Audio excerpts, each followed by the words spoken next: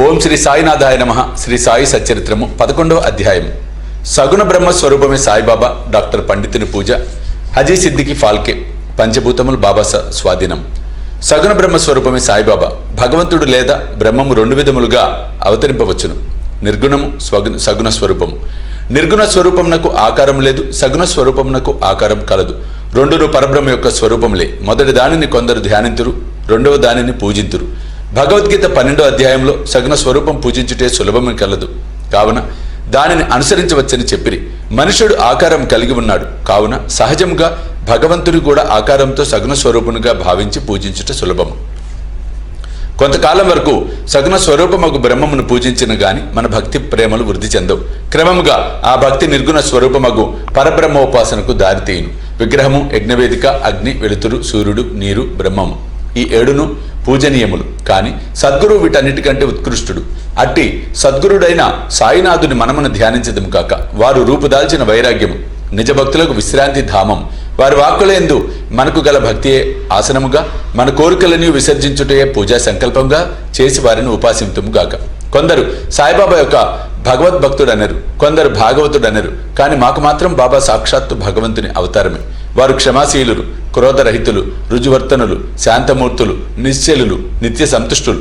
సాయిబాబా ఆకారంతో కనిపించినప్పటికీ వాస్తవమునకు వారు నిరాకార స్వరూపులు, నిర్విరాకారులు, నిస్సంగులు, నిత్యముక్తులు. గంగానది సాగర సంగమం చేయబోటుకు ముందు దారిలో తాపార్తులకు చల్లదనాన్ని, చెట్లు చేమలకు జీవాన్నిస్తూ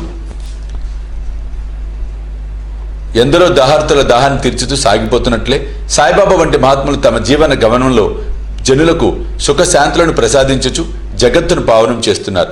భగవద్గీత యందు శ్రీకృష్ణుడు మహాత్ములు తన ఆత్మనియు తన సజీవ ప్రతిమను తానే వారిని వారే తానని నుడివి ఉన్నాడు. వర్ణింపనలవి కాని ఆ సచ్చిదానంద స్వరూపమే షిరిడిలో సాయిబాబా రూపమును అవతరించెను. శృతులు బ్రహ్మమును ఆనంద స్వరూపంగా వర్ణించుచున్నవి. ఈ సంగతి పుస్తకములందు చదువుచున్నాం. కాని భక్తులు ఆ ఆనంద స్వరూపమును షిరిడిలో అనుభవించిరి. సర్వమునకు ఆధారభూతముకు బాబా ఉపాధిరహితుడు. వారు తమ ఆసనము కొరకు ఒక గోనె సంచి ఉపయోగించేది. వారు భక్తులు దానిపై చిన్న పరుపు వేసి ఆడుకొనుటకు చిన్న బాలేసును సమకూర్చిరి. బాబా తన భక్తుల కోరికలను మన్నించి వారి వారి భావనను అనుసరించి తనను పూజించుటకు ఎట్టి అభ్యంతరము చూపుకుండెను. కొందరు చామరములతోనూ, కొందరు విసనకర్రలతోనూ విసురుచుండిరి. కొందరు సంగీత వాయిద్యములను మ్రోగించుచుండిరి. కొందరు వారికి అర్ఘ్యపాద్యములను సమర్పించుచుండిరి. కొందరు వారికి చందనము, అత్తరు పూయుచుండిరి. కొందరు తాంబూలం సమర్పించుచుండిరి. కొందరు నైవేద్యం సమర్పించుచుండిరి. షిరిడిలో నివసించినట్లు కాన్పించినప్పటికీ వారు సర్వాంతర్యామి, ఎక్కడ చూచినను వారే ఉండుదురు. భక్తులు బాబా యొక్క సర్వాంతర్యామిత్వమును ప్రతిరోజు అనుభవించుచుండేది. వారు సర్వాంతర్యామి ఆ సద్గురుమూర్తికి మా వినయపూర్వక సాష్టాంగ నమస్కారాలు. డాక్టర్ పండితుని పూజ. తాత్యాసాహెబ్ నూల్కర్ మిత్రుడైన డాక్టర్ పండిత్ ఒకసారి బాబా దర్శనముకై షిరిడి వచ్చాను. బాబాకు నమస్కరించిన పిమ్మట మసీదులో కొంతసేపు కూర్చుండాను. అతనికి దాదాభట్ కేల్కర్ వద్దకు పొమ్మని బాబా చెప్పాను.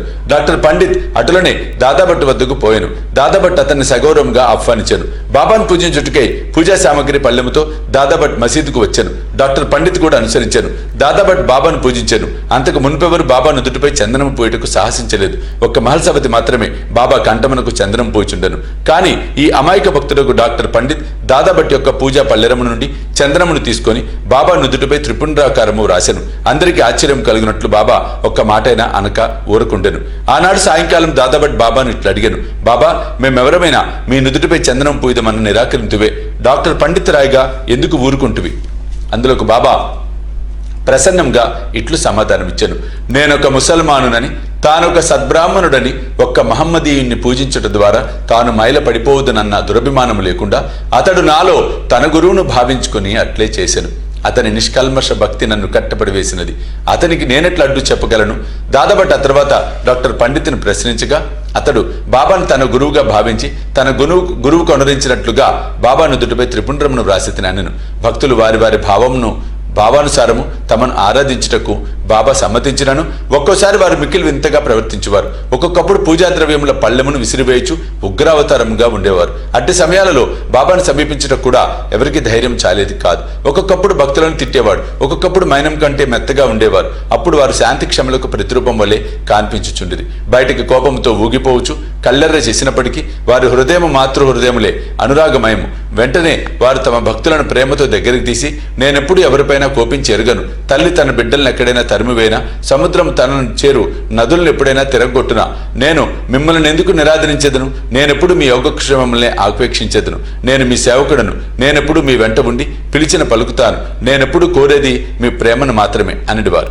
హజీ సిద్దిక్ ఫాల్కే బాబా ఎప్పుడు ఏ భక్తుని ఎట్లు ఆశీర్వదించునో ఎవరికీ తెలియదు. అది కేవలం వారి ఇచ్చపై ఆధారపడి ఉండెను. హజీ సిద్దిక్ ఫాల్కే కదా ఇందుకు ఉదాహరణ. సిద్దికి ఫాల్కేను మహమ్మదీయుడు, కళ్యాణ్ నివాసి. మక్కా మదీనా యాత్రలు చేసిన పిమ్మట షిరిడీ చేరెను. అతడు చావడి ఉత్తర భాగమున బస చేశాను. 9 నెలలు షిరిడీలో ఉన్నాను. బాబా వారిని మసీదులో పాదం పెట్టనివ్వలేదు. అతడు మసీదు ముందున్న ఖాళీ జాగాలో కూర్చొని చుండెను. ఫాల్కే మిక్కిలి నిరాశ నిస్పృహలకు లోనేయను. ఏమి చేయటకు అతనికి తోచుకుండెను. నిరాశ చెందవద్దని నందీశ్వరుని ద్వారా వెళ్లిన శివుడు ప్రసన్నమైనట్లు మాధవరావు దేశపాండే ద్వారా బాబా వద్దకు వెళ్లిన అతని మనోరథము సిద్ధించిననియు కొందరు భక్తులు అతనికి సలహానిచ్చిరి. అటులే అని తన తరఫున బాబాతో మాట్లాడమని శ్యామను ఫాల్కే వేడుకొనెను.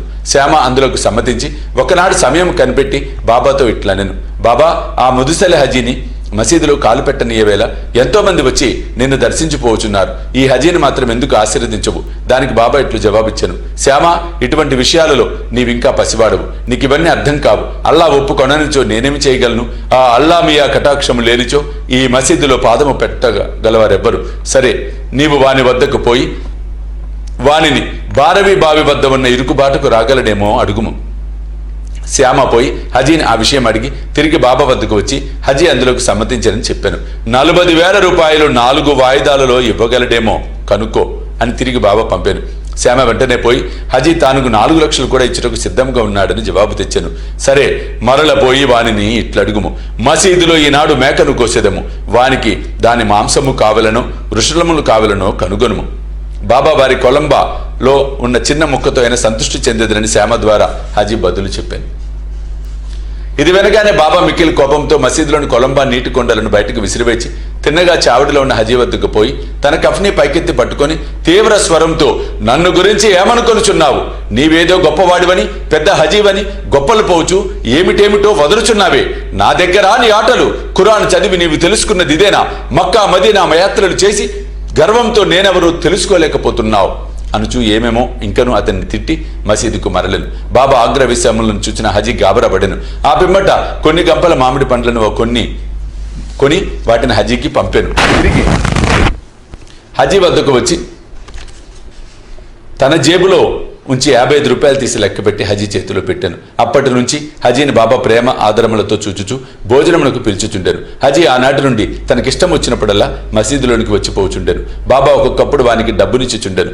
బాబా దర్బారులో అతను కూడా ఒకడయ్యను. పంచభూతములు బాబా స్వాధీనము. బాబాకు పంచభూతములు స్వాధీనములని తెలుపు 2 సంఘటనలను వర్ణించిన పిమ్మట ఈ అధ్యాయము ముగించెదము. ఒకనాడు సాయంకాలం షిరిడీలో గొప్ప తుఫాను సంభవించెను. నల్లని మేఘములు ఆకాశమును కప్పెను. గాలి తీవ్రముగా వీచెను. ఉరుములు మెరుపులతో కుంభవృష్టి కురిసెను. కొంతసేపటిలో నేల ఎంతయు జలమయమయ్యను. పశుపక్షాది జీవకోటితో సహా జనులందరూ మిక్కిలి భయపడిరి. షిరిడీ గ్రామంలో కొలువై ఉన్న శని, శివపార్వతులు, మారుతి, ఖండోబా మొదలైన దేవతలెవరూ వారిని ఆదుకొనలేదు. కావున వారందరూ మసీదుకు వచ్చి బాబాను శరణుజొచ్చిరి. తుఫాను ఆపమని బాబాను వేడుకొండ్రి. ఆపదలో ఉన్న జనులను చూచి బాబా మనసు కరిగెను. వారు బయటకు వచ్చి మసీదు అంచున నిలబడి బిగ్గరగా, ఆగు, నీ తీవ్రతను తగ్గించుము, నెమ్మదించు అని గర్జించిరి. కొన్ని నిమిషాలలో వర్షము తగ్గెను. గాలి వీచుట మానెను. తుఫాను ఆగిపోయెను. చంద్రుడు ఆకాశమును కనిపించెను. ప్రజలందరూ సంతృష్టి చెంది వారి వారి గృహములకు పోయిరి. ఇంకొకప్పుడు మిట్ట మధ్యాహ్నం దునిలోని మంటలు అపరిమితముగా లేచెను. మంటలు మసీదు కప్పుకున్న దూలములకు తాకునట్లుగా ఎగిరిచుండెను. మసీదులో కూర్చున్న వారికి ఏమి చేయటకు తోచలేదు. దునిలో కట్టెలు తగ్గింపుడని గాని నీళ్లు పోసి మంటలు చల్లార్పుడని గాని బాబాకు సలహానిచ్చుటకు వారు భయపడిరి. వారి భయాందోళనను బాబా వెంటనే గ్రహించి తన సటకాతో పక్కనున్న స్తంభంపై కొట్టుచు, దిగో దిగో, శాంతించుము అనిది. ఒక్కొక్క సటకా దెబ్బకు కొంచెము చప్పున మంటలు తగ్గిపోయి దుని యథాపూర్వకముగా మితముగా ఉండెను. భగవదవతారమైన సాయినాథుడు అట్టివారు. వారి పాదములపై పడి సాష్టాంగ నమస్కారం చేసి సర్వస్వ శరణాగతి వేడిన వారినెల్లా వారు కాపాడుదరు. ఎవరైతే భక్తి ప్రేమలతో ఈ అధ్యాయంలోని కథలను నిత్యము పారాయణం చేసేదరో వారి కష్టములన్నింటి నుండి విముక్తి కలుగుదురు. అంతేగాక సాయి అందే అభిరుచి భక్తి కలిగి త్వరలో భగవత్ సాక్షాత్కారము పొందెదరు. వారి కోరికలన్నీ నెరవేరి తుదకు కోరికలు లేని వారే ముక్తిని పొందెదరు. 11వ అధ్యాయం సంపూర్ణము. సద్గురు శ్రీ సాయినాథ అర్పణమస్తు. శుభం భవతు.